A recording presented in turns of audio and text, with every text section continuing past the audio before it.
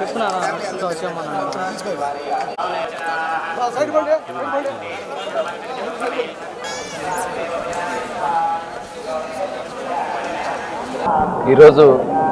తొలి ఏకాదశి చాలా పవిత్రమైన రోజు.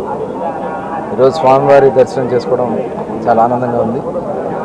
ఉదయం కాణిపాకంలో విఘ్నేశ్వరుడికి అభిషేకం చేసుకుని స్వామివారికి వచ్చి ఈరోజు దర్శనం చేసుకోవడం జరిగింది.